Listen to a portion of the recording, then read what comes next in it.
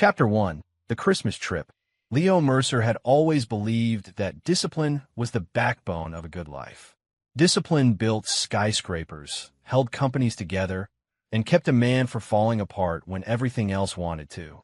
But as he guided his SUV through the frozen mountain roads of Aspen, what discipline couldn't fix was sitting right beside him, staring out the window, as if she'd rather be anywhere else. Vanessa hadn't touched his hand in over a year. Not voluntarily, at least. The Prescott's private condo came into view, perched like a glass fortress against the snowy peaks. Massive floor-to-ceiling windows reflected the dimming sunset. Even from the outside, Leo could see the glimmer of the $1,000 light fixtures Mrs. Prescott liked to brag about. Aspen royalty, she called themselves. Leo called it overkill, but he smiled anyway. He had to. "Daddy, look at the snow," Olivia shouted from the back seat, her mittened hands pressed against the window. Leo smiled in the rearview mirror. "I see it, Bug. Think we'll get a real snowstorm tonight." "I hope so. I want to make the world's biggest snow angel," she said, wiggling excitedly. Vanessa barely glanced back. "Olivia, be careful when you get out. The driveway's icy." Her tone was flat, automatic. No warmth, no motherly softness. Leo pulled into the driveway, where two figures already stood waiting, Harold and Judith Prescott, Vanessa's parents. Harold's thick coat probably cost more than Leo's first car. Judith's pearl necklace gleamed even in the dim porch lighting. Judith stepped forward, lips pursed. "You made it just in time. We were beginning to wonder," Harold added without turning his head fully. "Traffic must have been an ordeal for some of us." Leo forced a grin. "Holiday roads. You know how it is." "Better planning could have avoided that," Harold said. Vanessa stepped out of the car and kissed her parents hello. She lingered in their embrace longer than she had touched Leo in weeks. Judith brushed invisible lint off Vanessa's shoulder. "You must be exhausted, darling." Traveling with a child, she gave Leo a fleeting, judgmental glance. "And someone who insists on driving instead of flying." Leo kept the smile plastered on his face. "SUVs safer on the mountain roads." Harold grumbled something about middle-class thinking under his breath, but Leo had learned long ago which comments to challenge and which to swallow. Olivia leaped into Judith's open arms. "Grandma!" Judith hugged her, finally displaying genuine affection. "My sweet girl, you've gotten taller since Thanksgiving." "I'm 8 now," Olivia announced proudly. Yes, and growing beautifully." Judith pinched her cheek before looking back at Leo with a practiced smile. "She takes after Vanessa." Of course she does, Leo thought. Anything else would be unacceptable to them. They all moved toward the condo entrance, the glass doors sliding open with a soft hiss. The interior was a blend of modern elegance and curated coldness. Marble floors, sleek furniture, oversized art pieces Leo didn't understand.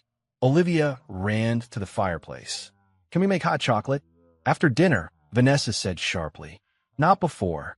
Judith sked. "Let her enjoy herself, Vanessa. It's Christmas." Vanessa's lips tightened. "I'm just trying to keep things on schedule." Leo caught the tension, that strange rigidity Vanessa had developed this past year, like she constantly held her breath around him, around everyone. He dropped the suitcases at the base of the staircase. "Where do you want these?" "In the guest rooms, of course," Judith said. "Vanessa will stay in her old room, and you'll take the one at the end of the hall." It took Leo a second. "Separate rooms?" Harold shrugged. "You snore." Leo didn't snore. Vanessa used a joke he breathed like a monk.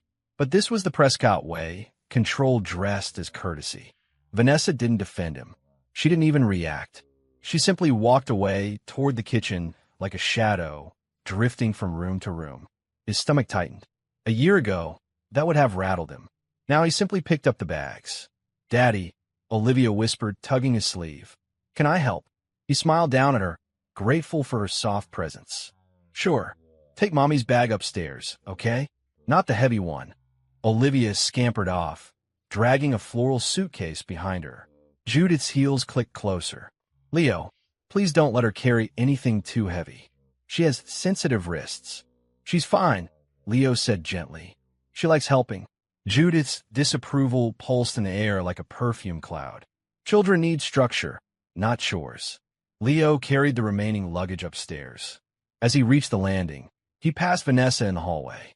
She didn't stop, didn't smile, didn't touch him. Her eyes slid past him like he wasn't even a familiar face. He watched her walk away. Something inside him tightened. The same feeling he'd been ignoring for months.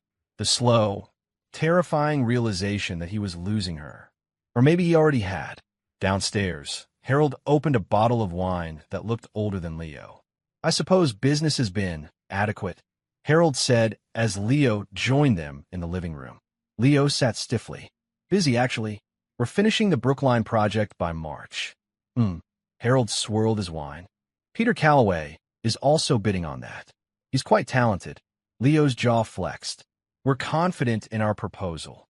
"Confidence," Harold said, examining his glass, "is not competence." Before Leo could respond, Vanessa reappeared, brushing imaginary snowflakes from her sweater, though she hadn't been outside for 20 minutes. "Dinner's almost ready," she announced. "Wonderful," Judith said. "We've planned a full week of activities. Skiing, charity events, private dinners with the foundation board." She looked between Vanessa and her parents. "And perhaps a little time for mature conversation." Leo knew the code. Mature conversation meant discussions he wasn't meant to be part of. Vanessa sat on the opposite end of the couch, crossing her legs away from him. Not once did she look at him. Leo pretended to watch the fireplace flames dance. Pretended to be comfortable. Pretended not to feel the growing distance between them. A distance so wide it echoed. Olivia returned from upstairs, jumping onto the couch beside him. "Daddy, look. Grandma put a big stocking with my name on it." Leo kissed the top of her head.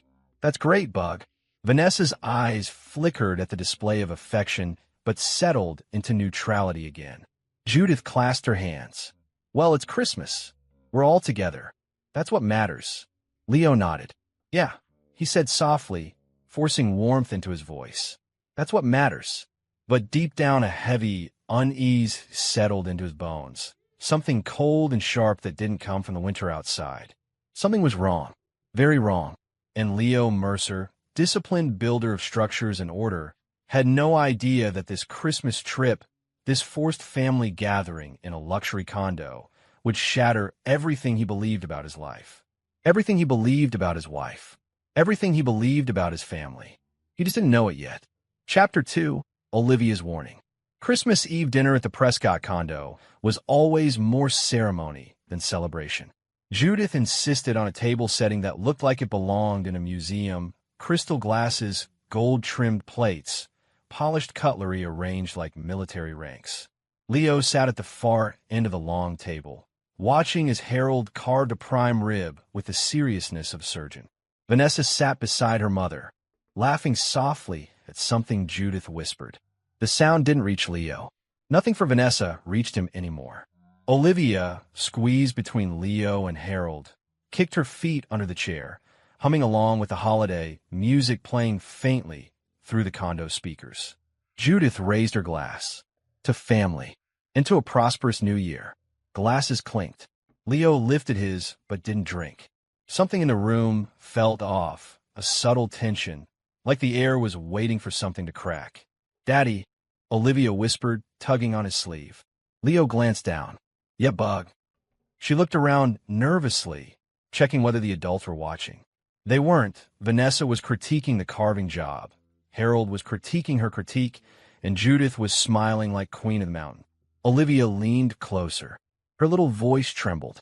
"Daddy, I need to show you something. It's important." Leo straightened slightly. Olivia rarely spoke in that tone, quiet, shaky, serious. The kind of voice kids used when they didn't know if they were in trouble or about to be. He lowered his voice. "What is it?" Her eyes flicked to Vanessa. "Not here." Something inside Leo's chest tightened. He set his fork down. "I'll be right back," he announced to the table. Judith blinked in annoyance. "Leo, we're in the middle of dinner." "It'll just take a second," Leo said calmly. He stood and pulled out Olivia's chair for her. "Come on, Bug." Vanessa finally looked at them, mid-sentence. Her eyebrows pulled together. "Where are you taking her?" "Bathroom," Olivia blurted. Vanessa narrowed her eyes, as if trying to assess the truthfulness of an 8-year-old's face. Hurry back. Leo placed a steady hand on Olivia's shoulder and guided her toward the hallway. When they were finally around the corner, out of sight, Olivia exhaled shakily. "Daddy," she whispered again, clutching something in her mittened hand, "I found it in Mommy's suitcase." Leo knelt in front of her to be at eye level. "Found what?" She looked around cautiously, then opened her tiny palm. There was a small black flash drive, no label, no markings, sleek and discreet. The kind people used when they didn't want something found. Leo's heartbeat slowed, then quickened. He stared at the flash drive, then at his daughter. "Where exactly did you find this?"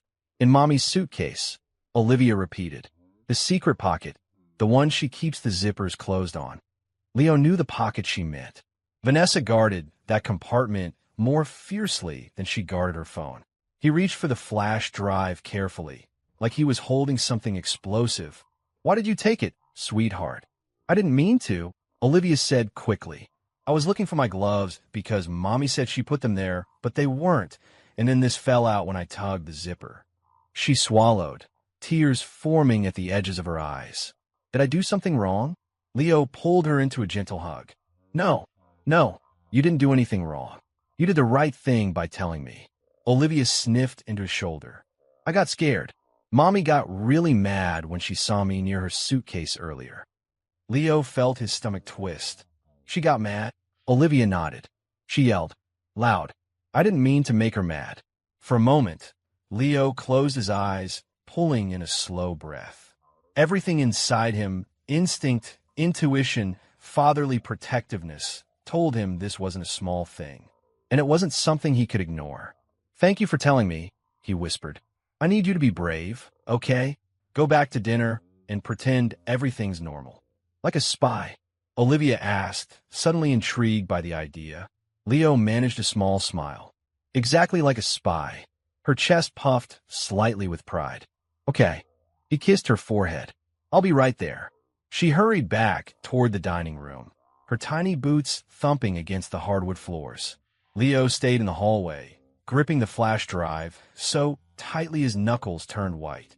The house was decorated beautifully with garlands, a towering Christmas tree, and twinkling lights. But suddenly the holiday shine felt hollow. Artificial. Wrong. Whatever was on this drive, Vanessa didn't want anyone to find it. And Olivia had found it by accident. His pulse pounded. Something icy settled in his gut, dread, cold, and numbing. He slipped the flash drive into his pocket and quietly moved toward Harold's office, a glass-walled room at the back of the condo. It was empty, silent except for the faint hum of the heating system. He closed the door behind him and lowered the blinds. The room smelled like cedar and old money. A polished mahogany desk dominated the space. A high-end laptop sat open on the surface, logged out but not shut down. Leo sat carefully, hands trembling just slightly. He'd never had reason to fear his wife before, not until this past year. But even then, he had told himself it was stress, burnout, pressure from her parents, anything except malice. Now, staring at the flash drive in his hand, he wasn't sure what he believed anymore. He inserted the drive into the USB port. The laptop made a soft click, then the screen flickered awake. A folder popped up instantly, no password, no encryption, as if someone had been accessing it frequently. The folder title hit him like a blow. Backup PNC. PNC. Peter and Vanessa Calloway. Leo felt the chill crawl up his spine. He clicked. Inside were subfolders labeled by month. 14 of them. 14 months. He opened the most recent. Messages. Photos. Screenshots. Documents. And then, buried halfway down, a voice memo file. The audio thumbnail showed Vanessa's initials. Leo clicked it with a clenched jaw. Her voice filled the room, cool and rehearsed. "After Christmas, I'll file. He won't see it coming. With the statements we prepared, custody will be simple. Daddy already spoke with a family lawyer. Leo will panic like he always does, and we'll use that." Leo froze. Her voice continued, sharp and emotionless. "Peter's right. Once we take his clients and employees, the company will collapse. then it's just a matter of financial cleanup. After all, it was never really his. The floor felt like it tilted beneath him. Leo pressed a shaking hand to his mouth. Everything inside him buckled. He clicked another folder. More photos. More messages. More evidence. Each file was a blade sliding slowly into him. By the time he reached the end of the folder, his fingertips had gone numb. His world, his marriage, his trust, the woman he'd vowed to love, all came crashing down around him. And Leo Mercer understood in that moment. Everything he believed about his life was a lie. Chapter 3, The Flash Drive. The office felt colder now, as if the temperature had dropped 10 degrees in the time he sat there. Leo stared at the laptop screen, unable to move, the dim glow illuminating the hollow shock on his face. On the desk, the flash drive's tiny blue light blinked steadily, a silent pulse marking the destruction of 15 years of marriage. He clicked another folder. There were more photos. Some were harmless on the surface. Vanessa and Peter laughing at a cafe, walking together after work meetings, sitting close in what she always claimed were industry networking events. But others he couldn't unsee. Her smile, wide, bright, real, the one he hadn't seen in months, maybe years. And Peter's hands on her waist, her neck, her thigh. Leo inhaled slowly, deliberately, through his nose. If he didn't control his breathing, he knew his hands would start shaking again. He needed to stay calm. Calm was safe. Calm was what Olivia needed him to be. He clicked on a chat log next. It opened to a conversation between Vanessa and Peter. Peter, you bought the story about the late meeting again? Vanessa, of course he did. He always does. He wants to believe we're fine. Leo swallowed hard. Peter, good. Just keep him distracted. We need 2 more months. Vanessa, he's not even paying attention anymore. He'll never see it coming. Leo sat back, staring at the words. Vanessa's tone, cold, confident, didn't match the woman he thought he married. There was no regret, no hesitation, only strategy. He clicked on another file, one marked employee transfers. A spreadsheet appeared with names he recognized. Project managers, engineers, architects he had trained, mentored, supported. Half the list was highlighted. Status: agreed to transition to Callaway Design after January.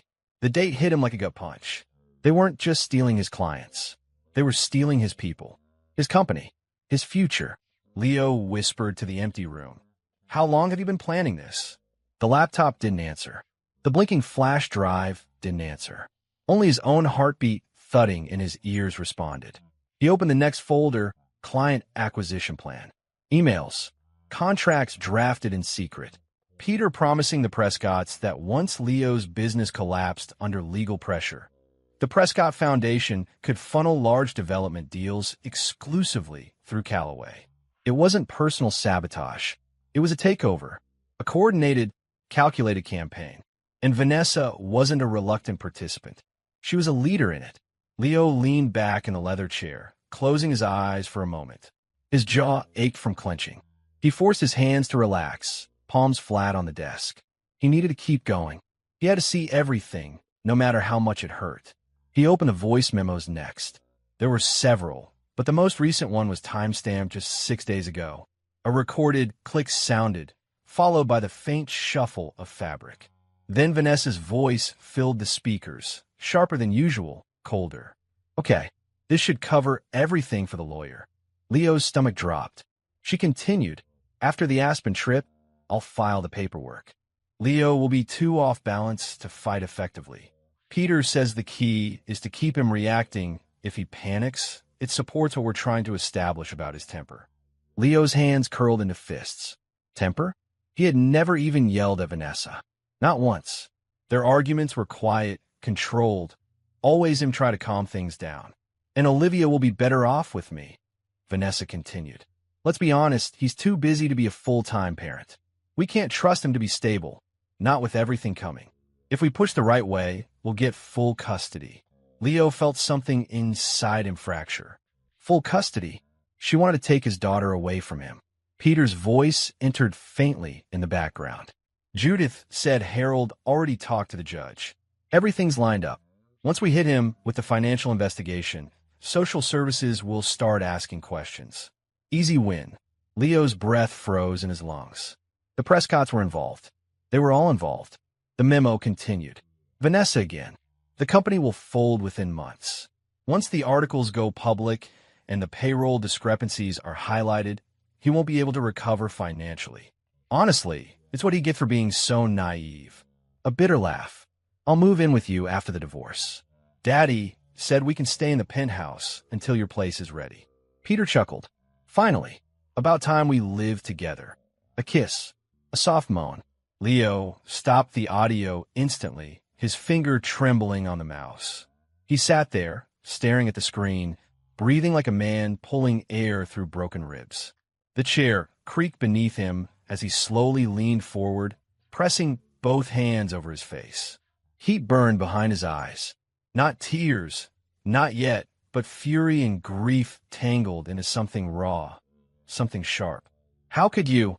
He whispered into the darkness. She wasn't just cheating. She was erasing him, dismantling him, destroying him piece by piece, his work, his reputation, his home, even his daughter. This wasn't a marriage unraveling. It was a planned attack. Leo wiped his face with both palms and forced himself to keep reading. He clicked into another folder, Strategy Notes. It contained handwritten scans from Vanessa's notebook. Leo must appear unstable. Push emotional buttons. Use Olivia as leverage. Claim he works too much. Once custody secured, block visitation for 3 months.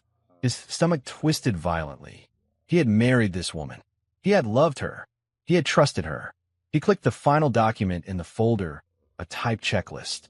File for divorce after Christmas. Submit testimony about Leo's temper. Present curated text messages showing emotional volatility. Push for full custody. Support Prescott legal team. In financial allegations, transition employees to Callaway collapse. Mercer Construction. Leo stared at the last line for a long, suffocating moment. Destroy Leo completely. His chest tightened. His pulse hammered. But then, slowly, the initial shock began to settle beneath a layer of clarity. A cold, precise calm washed over him. Years of managing crises on construction sites had trained him well. Panic was useless. Reaction was dangerous. Only strategy mattered. Only control. He closed every folder, removed the flash drive, and set it gently on the desk. His marriage was over. His life as he knew it was over. But Olivia, his daughter, his reason for breathing. She wasn't going to be a pawn in Vanessa's plan. Not now. Not ever. Leo stood, gripping the flash drive in his fist. His blood felt like molten steel, his mind a taut wire of resolve. He knew exactly what he needed to do. Before anyone else could strike, he would leave. Silently. Completely. Without warning. For Olivia. For the truth. For survival. Leo Mercer walked out of the office, his face composed, his heart shattered, and his decision already made. He was leaving this place. Tonight. Chapter 4. The Midnight Escape.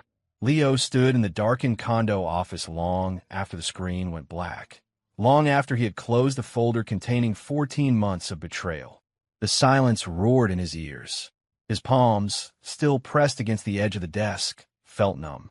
His breath came shallow, controlled only by discipline he'd spent a lifetime building.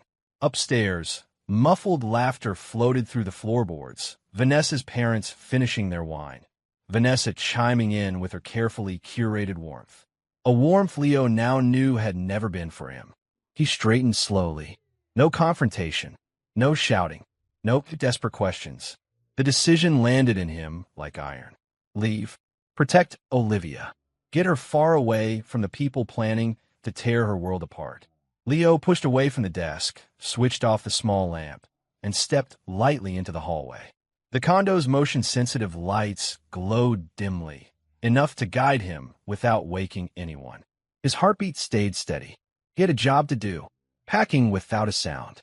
He entered the guest bedroom he shared with Olivia. The little girl slept curled under a thick quilt, cheeks rosy from the cold aspen air, clutching her stuffed polar bear. Leo paused beside her, brushing a curl from her forehead. "I've got you, Peanut," he murmured under his breath. He turned to his suitcase and opened it carefully, as though the metal zipper might scream if he pulled too hard. He packed only essentials, clothes, toiletries, Olivia's warm coat, her boots. Everything else could stay. He didn't care about the gifts, the fancy outfits Vanessa insisted on, the designer crap her parents expected Olivia to wear. He slipped Olivia's tablet into an outer pocket, making sure the downloaded movies were still there. She needed them on the plane. When he finished packing, he lifted the small suitcase upright and exhaled silently. Now the hard part, carrying Olivia out. He crouched beside Olivia and gently touched her shoulder. "Liv," he whispered. "Sweetheart, wake up for a minute." Her eyelashes fluttered.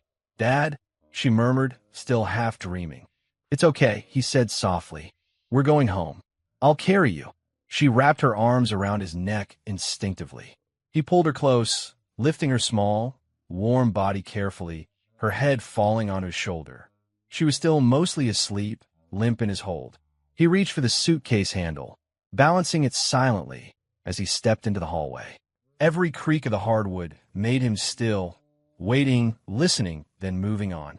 He passed the living room, where faint embers glowed in the fireplace.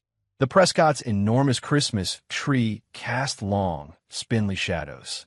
Vanessa's leather purse sat draped over a chair, her phone plugged in beside it.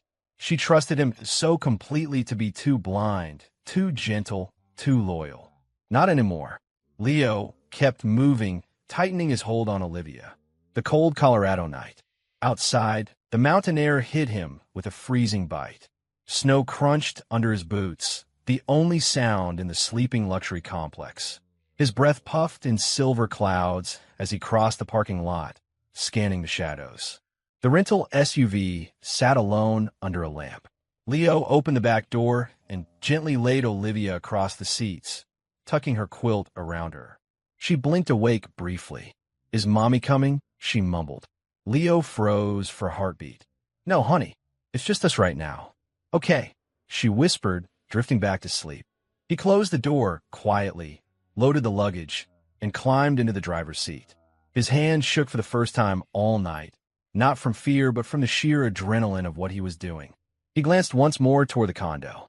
The windows glowed with soft gold light.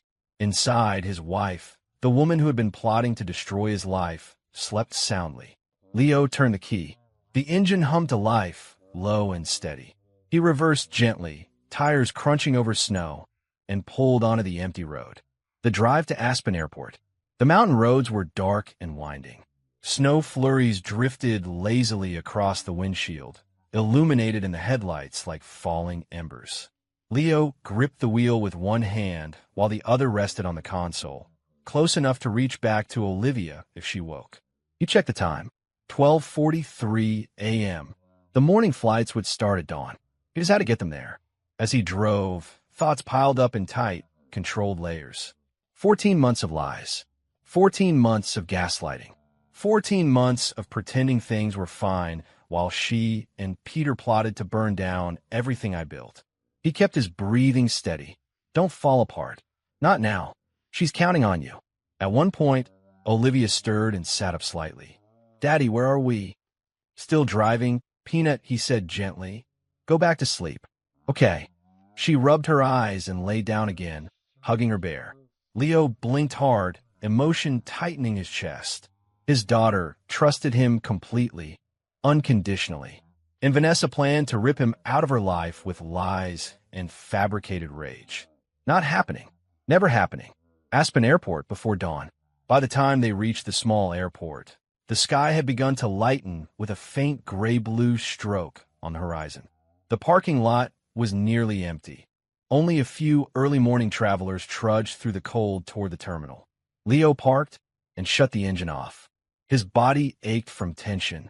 He stepped out, opened the back door, and stroked Olivia's cheek. "Time to wake up, sweetheart." She blinked slowly. "We're at the airport." "Yeah, we're heading home early." "Is Grandma mad?" she asked, yawning. Leo almost laughed, a humorless, tired sound. "Probably, but that's okay." He lifted her, wrapped the quilt around her shoulders, and took her small suitcase in his other hand. Half asleep, she leaned into his chest, trusting him to guide her through the frigid air. Inside the terminal, the warm, dry heat washed over them. Leo carried her to the ticket counter. The attendant smiled politely. Good morning. Early start. Yeah, Leo said, voice calm. 2 tickets to Boston on the earliest flight you've got. She tapped her keyboard, nodded, and printed their boarding passes. You're just in time, she said. Gate 3 is boarding in 40 minutes. Perfect. Leo thanked her and guided Olivia to a quiet corner of the waiting area. He sat her on a cushioned seat, handed her the tablet, and brushed her hair back.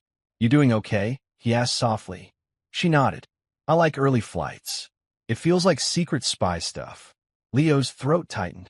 Yeah, he whispered. Just like that.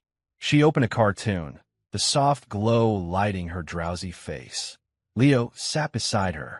He didn't lean back. He didn't close his eyes. He watched the windows as the sun slowly crept up over the snowy tarmac.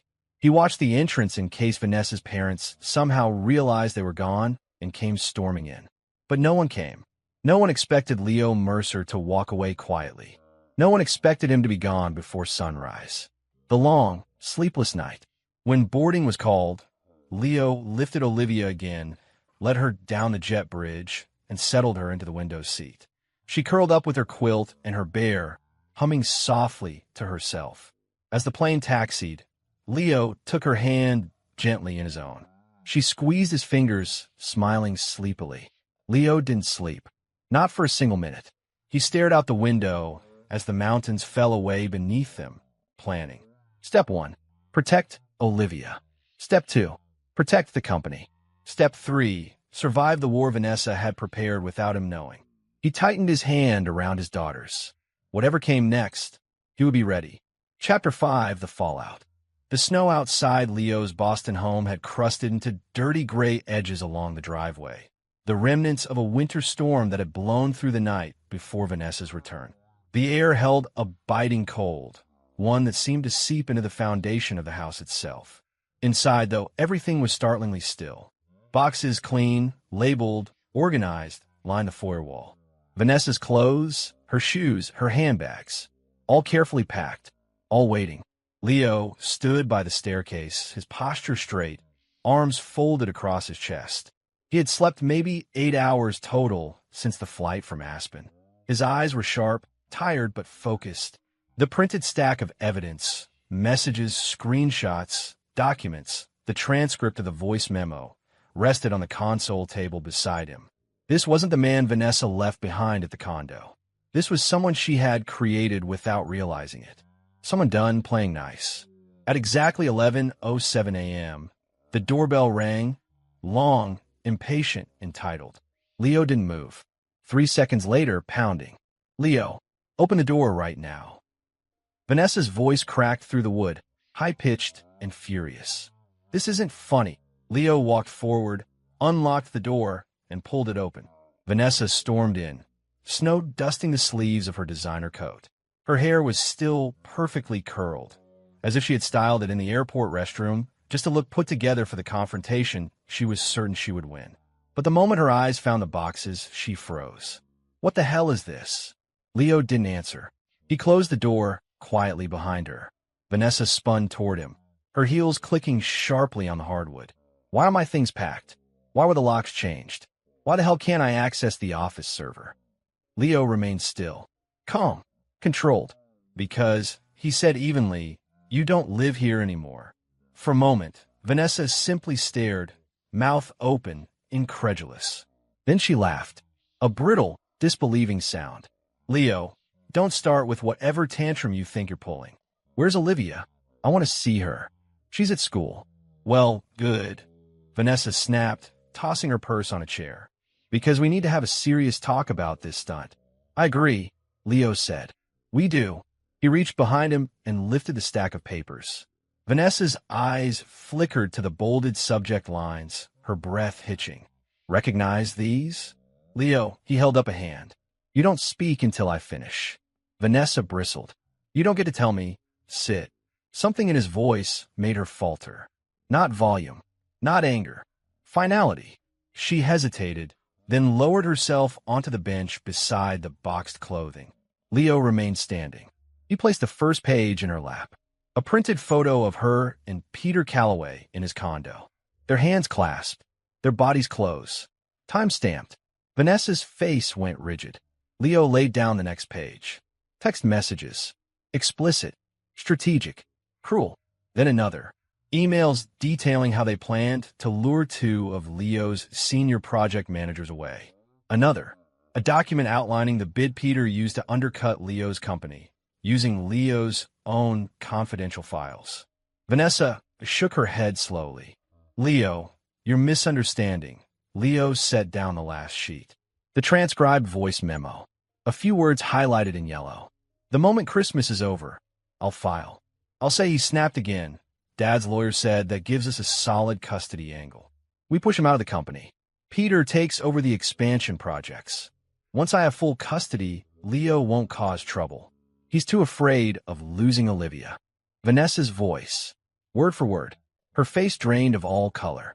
Where did you get that? She whispered. Olivia found the flash drive. In your suitcase. The shock that crossed her face was almost comical. Then anger rushed in like a tide. That little, I can't believe, stop, Leo said sharply, stepping closer. You don't get to blame her for anything. She saved us. You were going to destroy our lives, Vanessa. I wasn't your twisting. It wasn't finished. It was detailed, Leo said. It was deliberate. And it's over. She stood abruptly, anger flushing her cheeks. You think you could just throw me out? You think you could take Olivia away from me? Leo, you're out of your mind. My parents will bury you in court. Peter has attorneys who handle bigger cases in their sleep.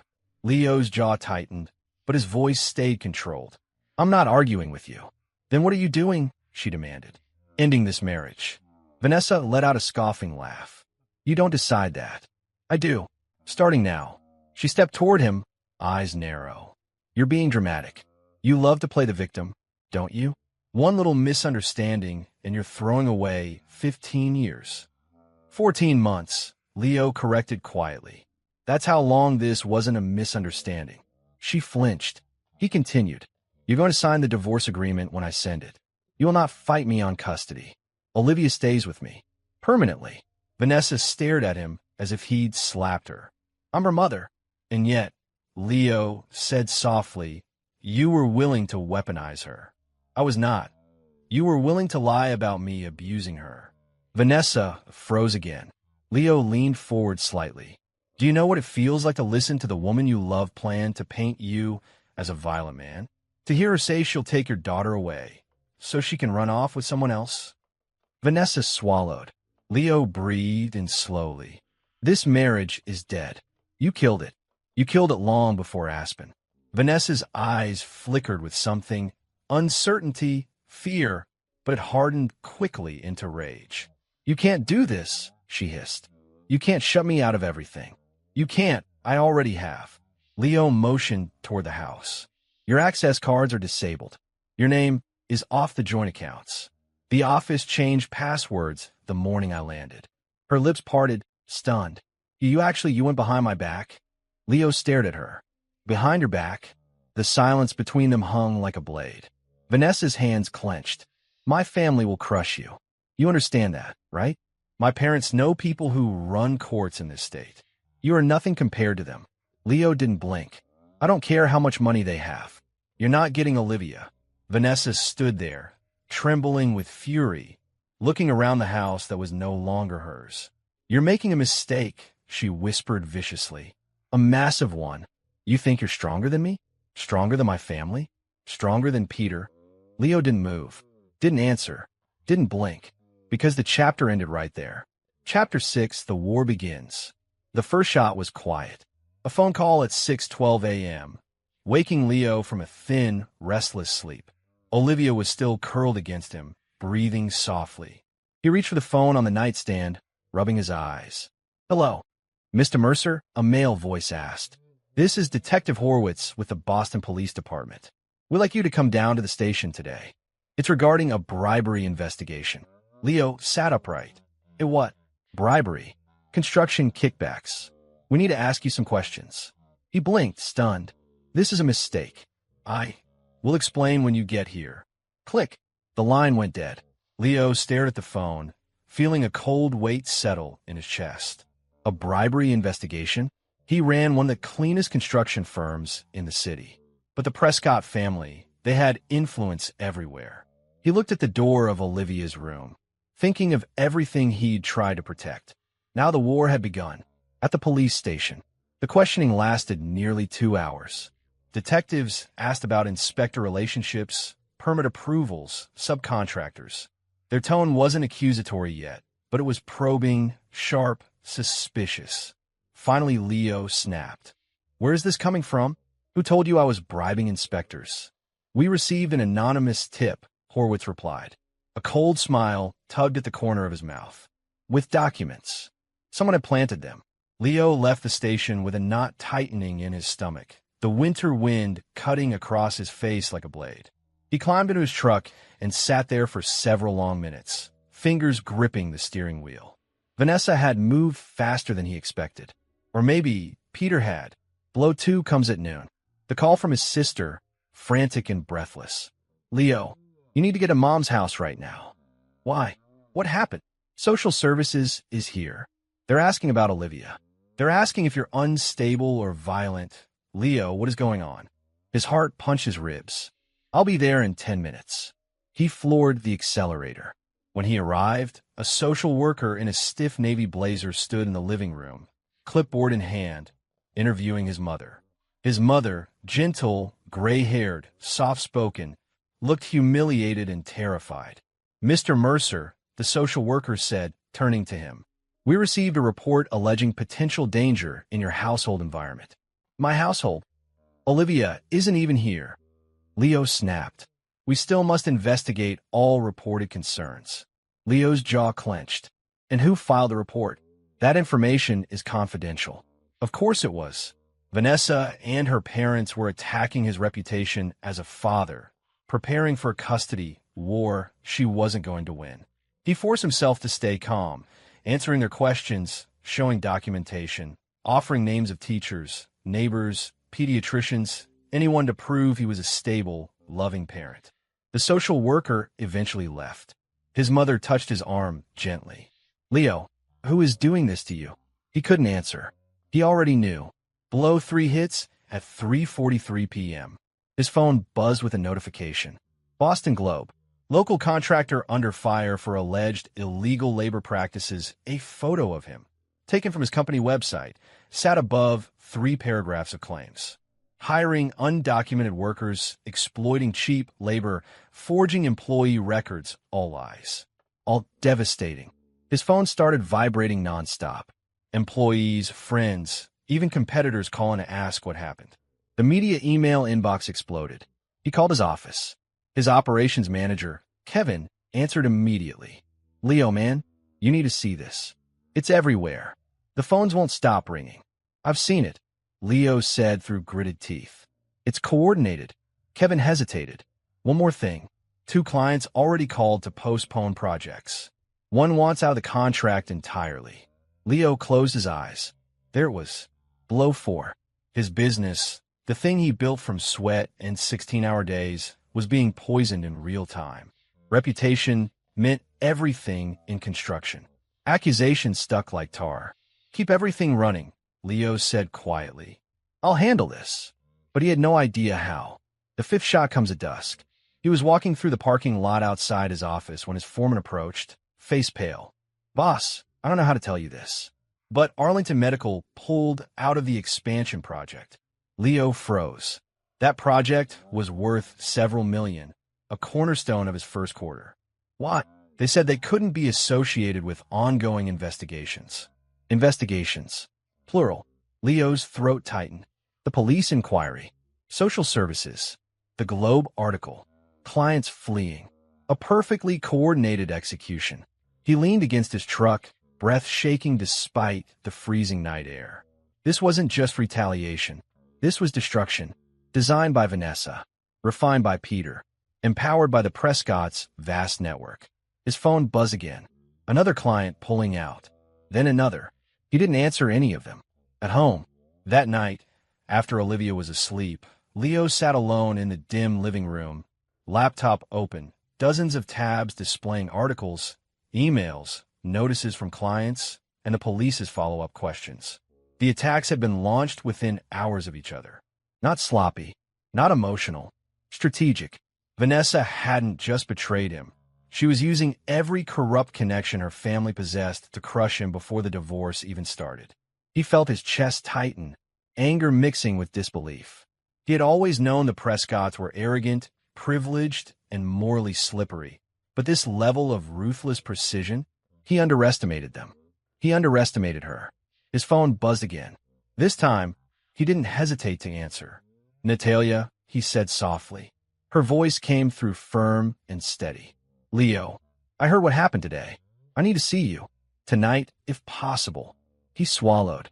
"It's bad. It's more than bad," she said. "I've looked at the timing of the reports, the type of evidence that showed up, the legal names involved in the collapses. Leo, this isn't random. I know. It's coordinated." He closed his eyes, letting the truth settle like ice down his spine. "Vanessa," he whispered. "And her parents," Reyes confirmed. "And I'm almost certain Peter Calloway is helping them. They're preparing to destroy you completely." Leo's hand clenched into a fist. Everything he loved, his daughter, his company, his reputation, was under attack. They wanted him ruined, finished, erased. Natalia's voice softened, but carried a warning. "Leo, this is war." And the chapter ended right there. Chapter 7, The Hidden Past. Leo waited until the house was silent. The condo's smart lights dimmed themselves at midnight, the system humming faintly as it cycled into its night mode. Down the hall, Olivia's soft breathing drifted out from her cracked door. Vanessa slept in the master bedroom, restless, turning every few minutes, guilt gnawing at her even in unconsciousness. Leo sat alone at the small built-in desk near the window, the city skyline glowing beyond the glass. His laptop sat open before him, a black screen reflecting his own exhausted face. "Let's finish this," he whispered. With a deep breath, he reached into the lining of his jacket and removed a slim, encrypted external drive.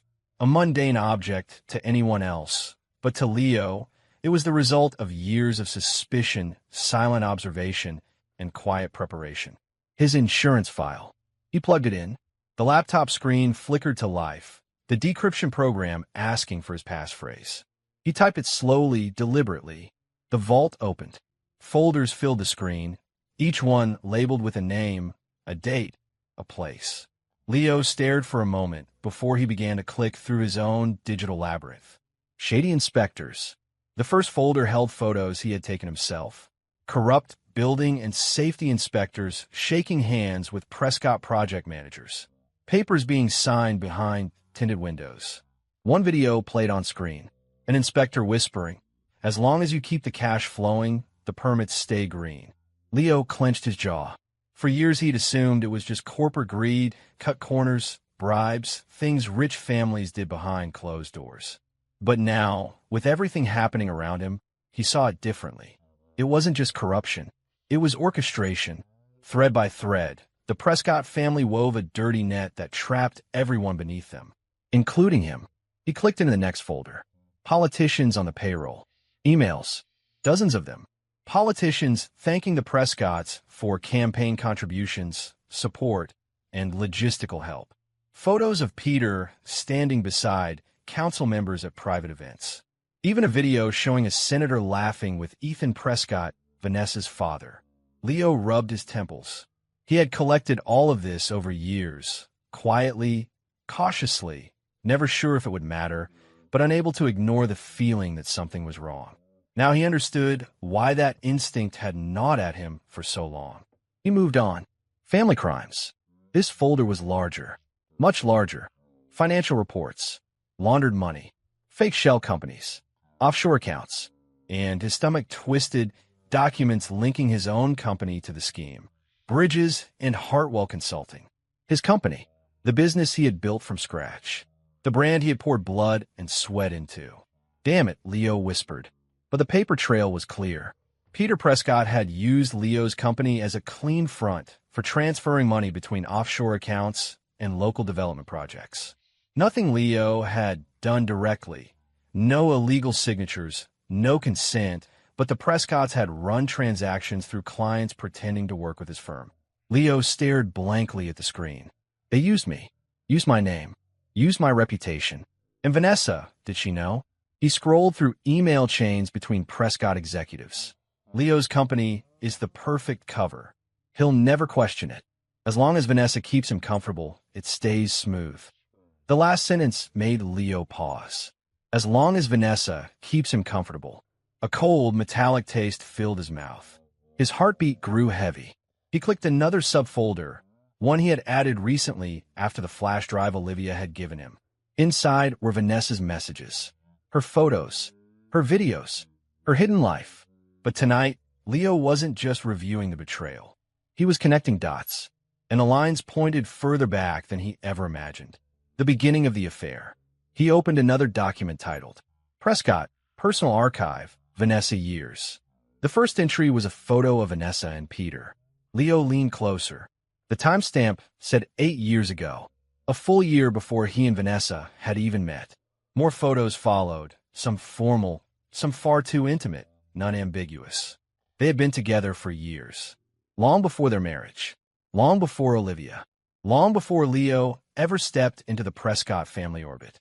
He scrolled slowly, disbelief freezing his thoughts. They were lovers. Then they pretended to drift apart. Then Vanessa met Leo. Leo almost laughed, bitter and humorless. He remembered that night perfectly. A charity gala. Vanessa had approached him, smiling shyly, claiming she had seen him in an interview and admired his work ethic. She'd seemed sincere, brilliant, beautiful, grounded. All of it had been a script. He clicked further. A file called The Selection caught his eye.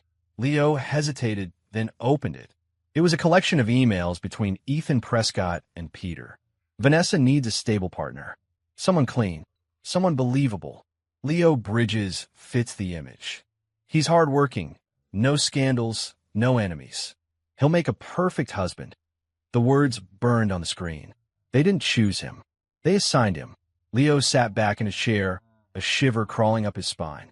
Pieces of conversations, memories of suspicious moments over the years, Vanessa's occasional coldness, all of it snapped together like magnets locking into place. He swallowed hard. He clicked into one last folder, the one he had been avoiding since the moment Olivia slipped him the flash drive.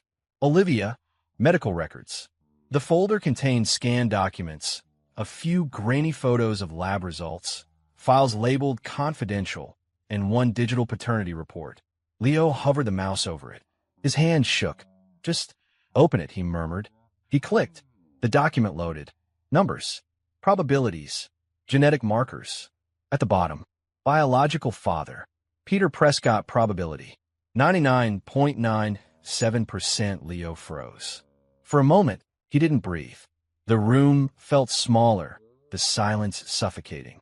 He read the line again, and again, and again. He expected to feel rage, devastation, betrayal, something explosive. Instead, he felt hollow. A strange stillness settled in his chest, an emotional quiet he hadn't expected. His mind drifted to Olivia, her laughter, her drawings, her stubborn little frown when doing homework, the way she clung to him when she was scared. His daughter. Always. He shut his eyes. Biology meant nothing. Blood meant nothing. Olivia was his child, his heart, his responsibility, his world. When he opened his eyes again, they were steady, clear. He whispered, almost himself, "She's mine, no matter what they did, no matter how they planned it. Olivia is mine." The laptop screen glowed quietly, lines of corruption, betrayal, and secrets staring back at him. Leo didn't flinch. Zero, he didn't break. He simply inhaled slowly and whispered, "Now I know everything." And he closed the laptop. Chapter 8, The Counterattack. Morning arrived quietly. Leo had not slept. Not a minute. After uncovering the truth, the corruption, the affair that stretched back before their marriage, the paternity results, his body simply refused rest. His mind pulsed with a sharp, electric awareness. He sat at the kitchen island with a cup of untouched coffee, his laptop open, the encrypted drive connected. The condo was still asleep. Vanessa remained in the guest room after a tense, hollow night. Olivia was curled up in her blanket fortress, unaware of the storm brewing. Leo exhaled slowly. It was time, not for confrontation, not for screaming. Not for revenge in the emotional sense. Time for strategy. Assembling the war table. He opened a new folder on his laptop titled Master File Prescott Rico Case. Then he dragged each piece of evidence, photos, audio recordings, videos, forged documents, bribery trails, wire transfers, into subfolders labeled racketeering, bribery and public corruption, money laundering, client fraud using my firm, illegal foreign funds, digital evidence from Vanessa's flash drive, each folder filled with damning proof. Leo clicked through each one again, verifying dates, cross-referencing signatures, attaching screenshots of metadata, creating a clean chronology. His meticulous nature, something people once teased him about, became his greatest weapon. Every lie they had built, every crime they had executed, every secret they had buried, he put it all in order. A single, undeniable chain. A noose. Halfway through reorganizing, his phone buzzed. Detective Reyes. You awake? Leo snorted. Barely. He typed back. Leo, I need to meet. Today. The typing bubbles appeared immediately. Detective Reyes. Bad night? Leo stared at the blinking screen, the weight of everything pressing on his chest. Leo, I know everything now. A long pause. Then, Detective Reyes. I'm coming to you. Detective Reyes arrives. When the doorbell rang, Leo opened the door before the chime even finished. Detective Marisol Reyes stood in the hallway, dark hair in a loose braid, leather jacket zipped halfway, eyes sharp and searching. You look like hell, she said softly. I feel worse, Leo replied. Reyes stepped inside without another word. As she passed him, she put a hand on his arm, a brief grounding touch, warm and steady. Show me. Leo led her to the table. With a laptop, displayed the web of evidence like a digital battlefield. Reyes leaned over, scanning quickly, her expression shifting from concern to disbelief to grim satisfaction. My God, she whispered. Leo, you did all this alone? For years, he said quietly. I didn't know what I was collecting. I just kept digging. She sat, rubbing her temples. This isn't just incriminating. This is enough to bury them. Leo pulled up the paternity report, the emails about choosing him as Vanessa's husband, the launder transactions through his firm. Reyes' jaw tightened. They used you as a front, she said. A good man with a clean reputation, perfect camouflage. Leo looked down. They built my life just to use it. Reyes reached out and placed her hand over his. They built lies around you. But your life, your work, your daughter, those are yours. Her voice was steady, grounding him again. Leo nodded. Reyes, I want to bring them all down. Legally. Permanently. Her eyes sharpened. Then let's build the case right. Planning to strike. Reyes set up her tablet beside his laptop. Start from the top, she said. Every connection. Every timeline. Every dollar. For the next 3 hours, they built a digital war room. Leo narrated the events, facts, and suspicions he had kept buried for years. Reyes added links to known cases, cross-referenced corruption reports, and flagged federal statutes. At one point, she paused. Your company, Bridges and Hartwell, none of this sticks to you directly. Leo blinked, stunned. But they used my firm. And you didn't sign any authorizations, she said. Someone forged internal approvals. Someone else submitted falsified invoices. You're the victim of identity misuse and corporate fraud. Leo let out a breath he didn't know he'd been holding. Reyes smirked lightly. Relax, Leo. You're not going down. You're going to be the star witness. Great, he muttered. That's exactly what I always dreamed of. She chuckled softly, one of the few times he had ever heard her laugh. They continued. By mid-afternoon, they had built a timeline of 12 years' evidence linking the Prescotts to 3 bribed inspectors' emails tying Peter to illegal offshore transfers video evidence of 2 politicians accepting gifts records showing Vanessa laundering money through staged family expenses, transactions linking stolen client funds to a Prescott subsidiary, a digital map, tying everything together under a racketeering umbrella. Reyes zoomed out on the monitor. A spiderweb of criminal activity sprawled across the screen. She exhaled. Leo, this is a full-blown RICO case. and you're sitting on enough evidence to trigger federal involvement. Good, he said. That's what I want. Contacting federal investigators. Reyes picked up her phone and rotated it toward him. Leo, once we send this, there's no turning back. Federal agents. Warrants. Seizures. This will implode the entire Prescott empire. And they deserve it, Leo said. Every piece of it. Reyes studied him carefully, her eyes softening. You're remarkably calm. I'm past breaking, Leo answered. Now I'm building. She held his gaze for a long moment. Then she nodded. All right, let's make the call. She dialed a secure contact, Special Agent Cole from the FBI's Public Corruption Task Force. The voice on the other end was deep and professional. Reyes, what do you have? A whistleblower with primary source evidence on a potential racketeering network involving the Prescott corporate group. There was a long silence. Then, send the files. Now, Reyes looked at Leo for confirmation. Leo inhaled a slow, deliberate breath, then nodded. She hit send. It felt like dropping a match into a forest of dry leaves.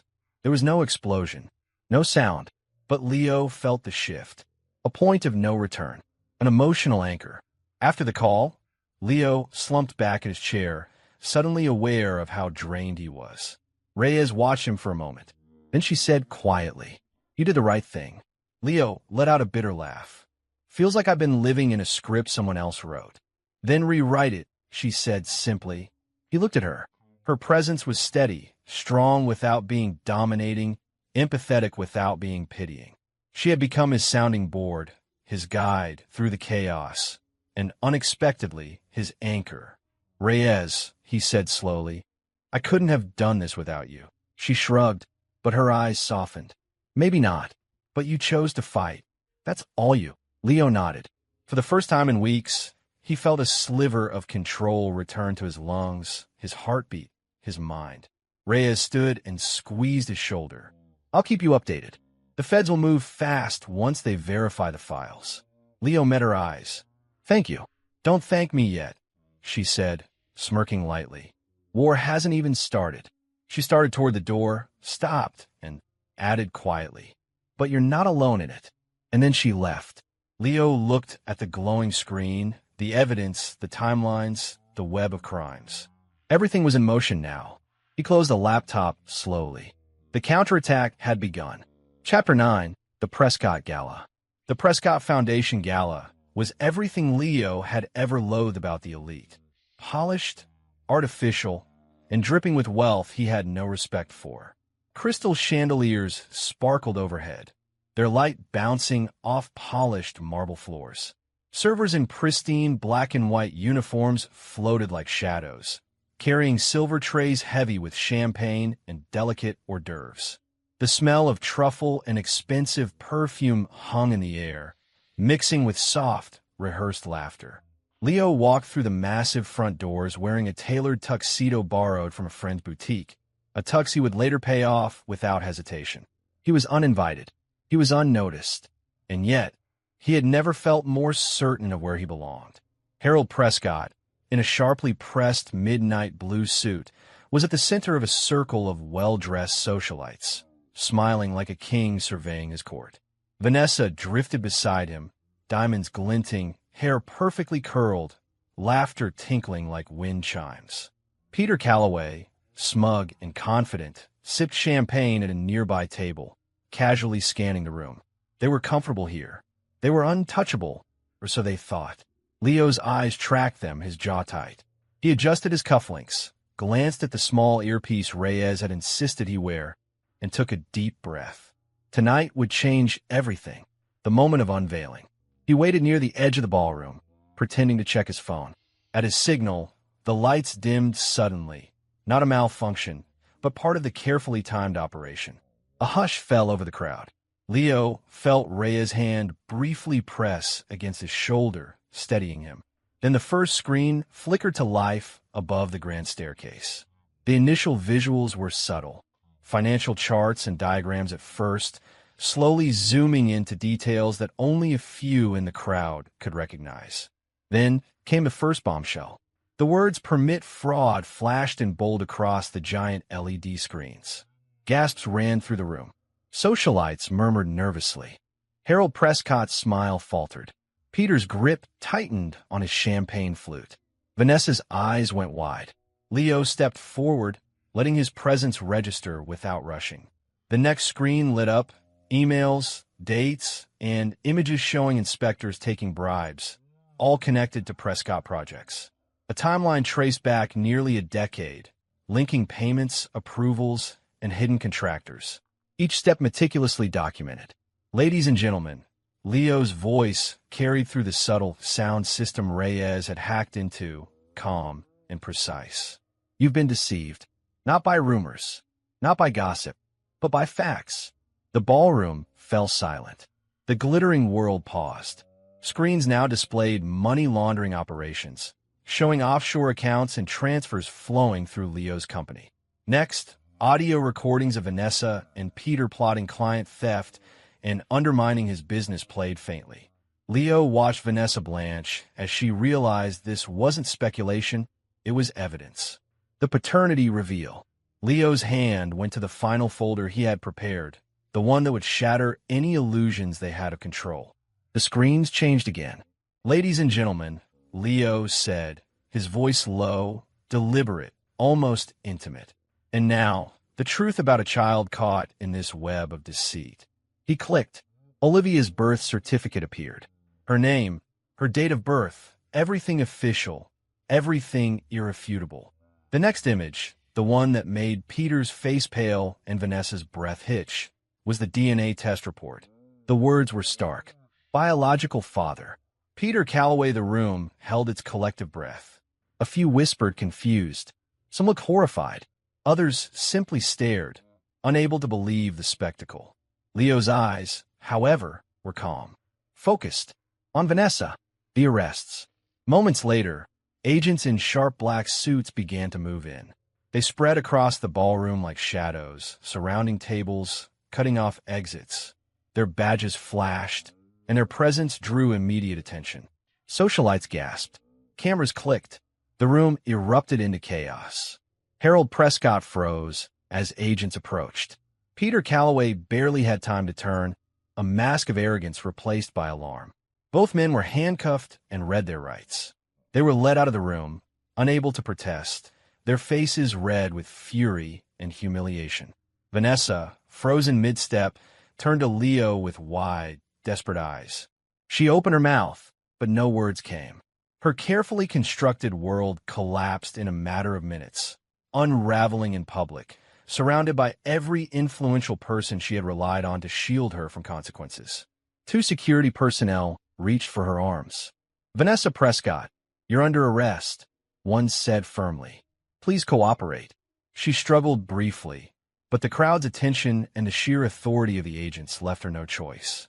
She was dragged toward the exit, her heels clattering against the marble, the flashing lights catching on her tears and diamonds alike. Every head in the elite gathering turned to watch. Murmurs and shocked gasps filled the room. Leo watched her being removed, his expression unreadable. The confrontation.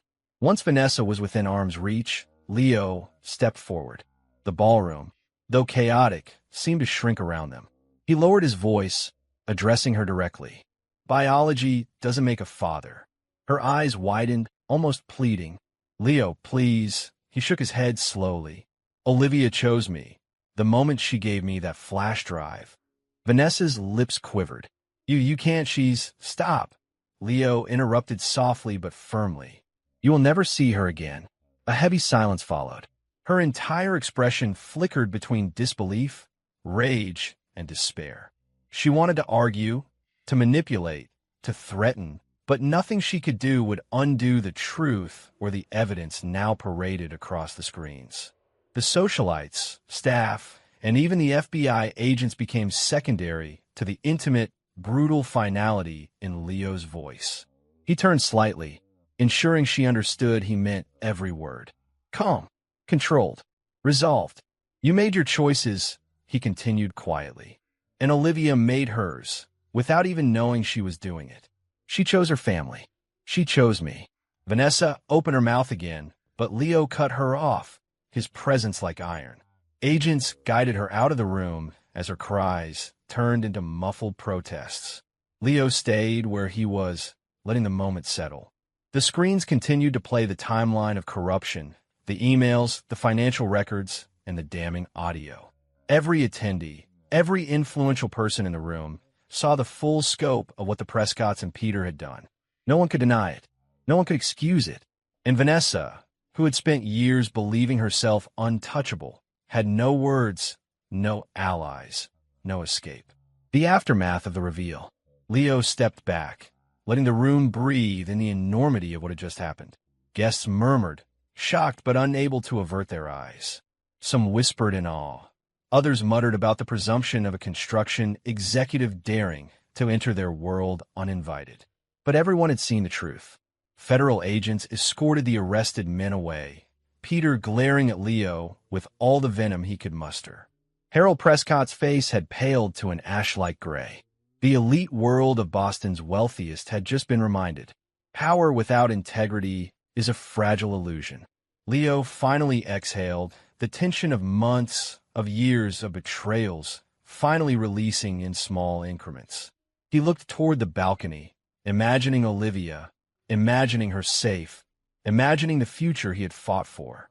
And in the midst of the chaos, he had delivered the final message to the woman who had once claimed to own his life.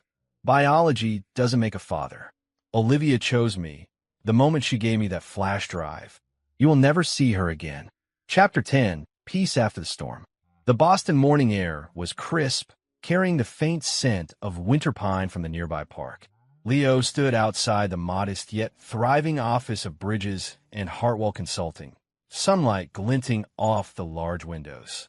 For the first time in months, there was no looming tension, no whisper of investigations, no hint of betrayal hanging in the air. It was quiet, safe, not empty, safe. Inside, the hum of staff at work was steady, productive, normal. The clients who had fled during the smear campaign were returning, contracts reinstated, trust carefully rebuilt. Emails and phone calls that once carried threats and demands now carried congratulations and orders for new projects. Leo moved through the office with a calm efficiency, smiling at familiar faces, acknowledging the nervous but hopeful glances of those who had stuck by him. Custody secured. Later, in the family law chambers, the judge's gavel struck, finalizing what had been inevitable for weeks. Leo was granted sole custody of Olivia. The papers were formal, crisp, unassailable. Leo felt a mixture of relief and awe wash over him. The court had seen the truth, understood the evidence, recognized his commitment. Olivia sat beside him, legs swinging, a bright smile lighting her face. "Can we go to the park after this?" she asked, her voice small but confident. The weight of the past months softened in her eyes. Leo nodded, ruffling her hair gently. "Absolutely. You've earned it." Her laughter was light, ringing like the first clear note of spring after a long, harsh winter. He realized how heavy that sound had been in his absence, how rare, how precious. Justice and consequences. The Prescott, Callaway empire crumbled swiftly after the sting. Federal agents swept through offices and offshore accounts, seizing assets and freezing funds. Reports confirmed Harold Prescott had died awaiting trial. A heart attack, taking the man whose arrogance and greed had caused untold damage. Peter Callaway was sentenced to 10 years in federal prison, his smirk and confidence replaced with the hollow stare of inevitability. Vanessa, disgraced and broke, disappeared to Europe. Rumors circulated Italy, then France, but no one knew her exact location. Leo didn't care. The woman who had once promised him love had forfeited any claim to his life or to Olivia's. Leo, however, did not gloat. He walked through the victories quietly, letting the weight of justice settle gently. Revenge had been delivered through law, through preparation, through truth, not through rage. That mattered to him more than public humiliation or headlines. Rebuilding the company. Back at the office, Leo reviewed the quarterly projections. Bridges and Hartwell Consulting was stronger than ever. Projects long stalled due to the smear campaign were resuming. Investors had regained confidence. Staff were motivated, inspired even by a leader who had weathered betrayal and emerged intact, methodical and resilient. Kevin, his operations manager, approached grinning. "Leo, the Prescott fiasco could have killed us, but somehow we're bouncing back faster than ever." Leo nodded, though he kept his eyes on a report. "We were never finished. We just needed the truth to clear the path." Outside the windows, Boston's skyline gleamed in the late morning sun. For once, Leo felt that he could breathe fully, without fear, without distraction, without compromise. Olivia's flourishing. At the local park, Leo watched Olivia practice soccer. Her energy was boundless, her focus sharp. Each kick, each sprint, each laugh as she scored another goal brought a swell of quiet pride to him. He cheered softly, clapping at the precise moment she struck the ball into the net. She ran back to him afterward, her cheeks flushed. "Daddy, did you see that?" "I saw it," he said warmly, lifting her slightly in a playful hug. "That was amazing. I knew you had it in you." She grinned, sweaty and joyful, and dashed off to join her friends. Leo stayed seated on the bench, watching her glide across the field with laughter spilling into the winter air. He realized this was a rare kind of happiness, simple, unshakable, real. She was thriving, emotionally balanced, full of trust and love again. And he had been the anchor, the protector, the constant presence she needed. Detective Reyes' presence. Later, in the calm of his living room, Reyes arrived with a bag of takeout, setting it gently on the kitchen counter. Her presence had become a quiet certainty, a grounding force after years of betrayal and chaos. "You didn't answer my calls all morning," she said, smirking. "I thought maybe you were hiding out in celebration." Leo chuckled. "Or watching Olivia score goal after goal without missing a beat. I've had better priorities." Reyes leaned against the counter, arms crossed, studying him. "You've been through hell. I think you're allowed to enjoy a little peace." He nodded, finally allowing a smile to break through. "It's strange, I didn't know I could feel normal again. Or happy again." She shrugged, but her smile softened. "You can. You deserve it." For the first time in months, maybe even years, Leo allowed himself to lean on someone. Not because he needed saving, but because he had earned trust and companionship. Reyes' presence was no longer just professional. It was a comfort, an acknowledgement that he could allow himself small joys, small attachments, without fear. Quiet reflections. That evening, Leo sat on the porch with Olivia asleep upstairs, the city lights twinkling far below. He sipped coffee from a steaming mug, letting the warmth seep into his chest. The memories of the past year, betrayal, lies, heartbreak, near destruction, hovered at the edges of his mind. But instead of despair, there was clarity. He had protected Olivia. He had preserved their family in its truest form. He had reclaimed his life and reputation. Nothing else mattered. He reflected on the journey, from the flash drive in the Aspen condo, to the midnight escape, to the fall of the Prescotts and Peter, and the public revelation at the gala.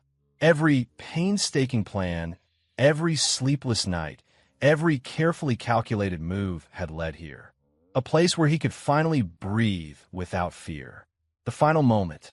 The next morning, Leo took Olivia to her soccer game. The field was crisp with frost, players stretching and laughing in anticipation. Leo leaned against the fence, watching her take her position. The ball rolled toward her, and with a precise kick, she sent it flying into the net. He cheered, loudly and unrestrained, clapping his hands until his palms hurt. Olivia spun around, her face lit with triumph. She ran to him, arms wide, and he scooped her up, spinning her gently in the cool morning air. "Daddy, did you see it?" she asked breathlessly. "I saw it," he said, holding her close. "And I'm proud of you. Every single moment." For a long while they stayed like that, just the two of them, watching the field, the friends, the goalposts. No threats, no betrayals, no scheming families. Just the wind, the crisp sun, and the quiet sense of safety that came from knowing he had fought, won, and protected what mattered most. For the first time in over a year, Leo felt peace, and he allowed himself to stay in it.